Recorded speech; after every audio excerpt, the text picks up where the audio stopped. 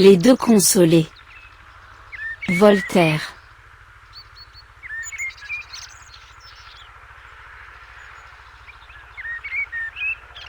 Le grand philosophe, Citophile, disait un jour, à une femme désolée, et qui avait juste sujet de l'être. Madame, la reine d'Angleterre, fille du grand Henri IV, a été aussi malheureuse que vous. On la chassa de ses royaumes. Elle fut près de périr sur l'océan, par les tempêtes. Elle vit mourir son royal époux, sur l'échafaud.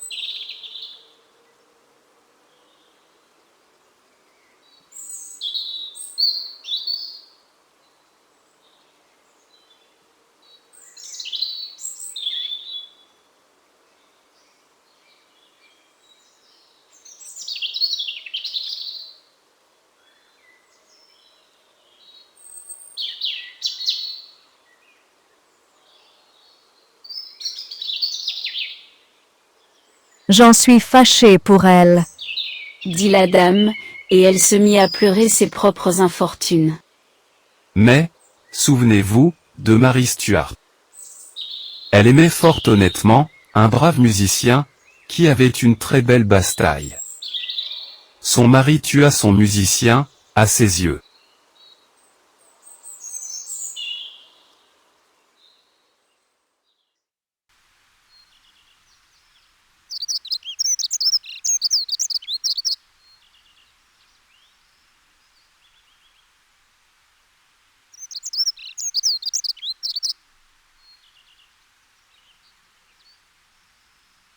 Ensuite, sa bonne amie, et sa bonne parente.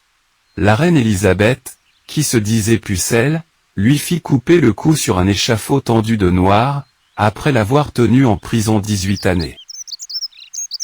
cela est fort cruel, Répondit la dame.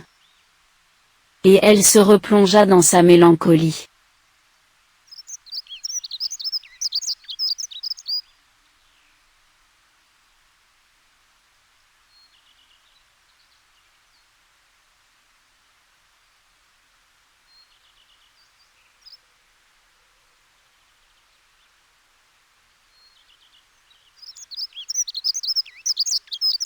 Vous avez peut-être entendu parler, de la belle Jeanne de Naples, qui fut prise et étranglée. je m'en souviens confusément. Il faut que je vous conte, l'aventure, de mon temps, d'une souveraine, qui fut détrônée après souper, et qui est morte dans une île déserte. Je sais toute cette histoire.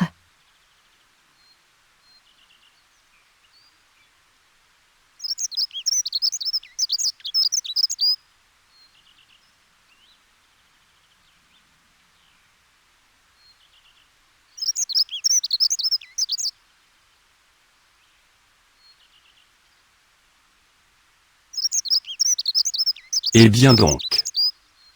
Je vais vous apprendre, ce qui est arrivé à une autre grande princesse, à qui j'ai montré la philosophie.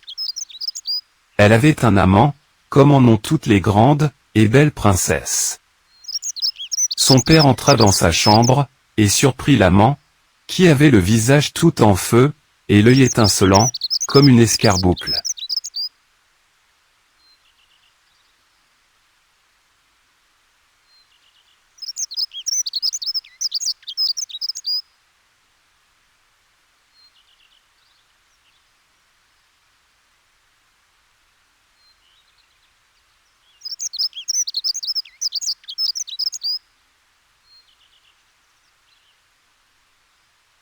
Le visage du jeune homme déplut tellement au père, qu'il lui appliqua le plus énorme soufflet qu'on eût jamais donné dans sa province. L'amant prit une paire de pincettes et cassa la tête au père, qui guérit à peine, et qui porte encore la cicatrice de cette blessure.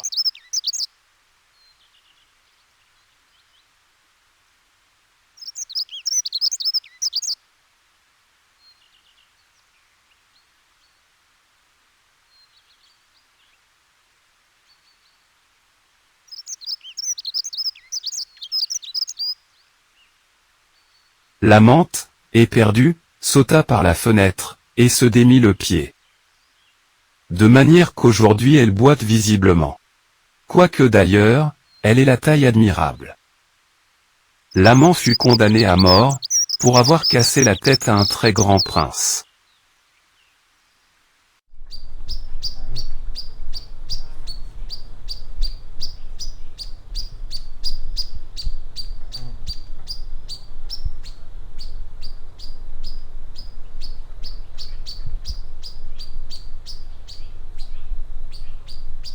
Vous pouvez juger, de l'état, où était la princesse, quand on menait pendre l'amant. Je l'ai vue longtemps, lorsqu'elle était en prison. Elle ne me parlait que de ses malheurs. Pourquoi ne voulez-vous donc pas que je songe aux miens?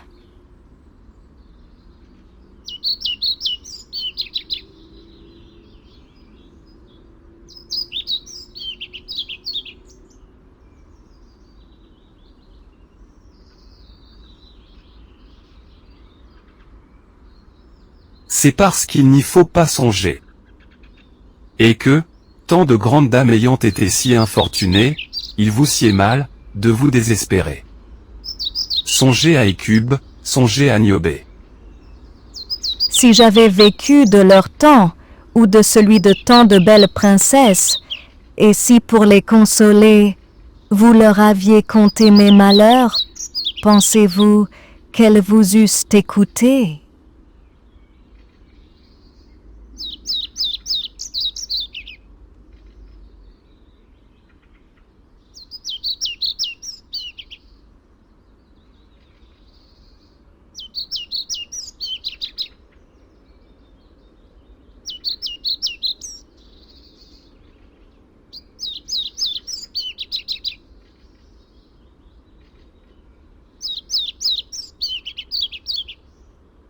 Le lendemain, le philosophe perdit son fils unique, et fut sur le point d'en mourir de douleur.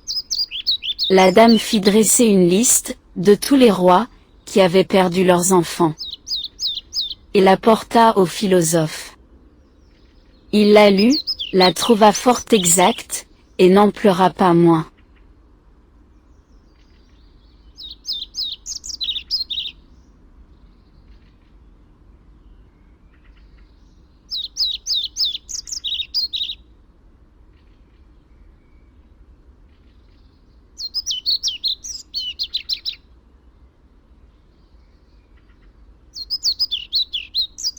Trois mois après, ils se revirent, et furent étonnés de se retrouver d'une humeur très gaie. Ils firent ériger une belle statue au temple, avec cette inscription: à celui qui console.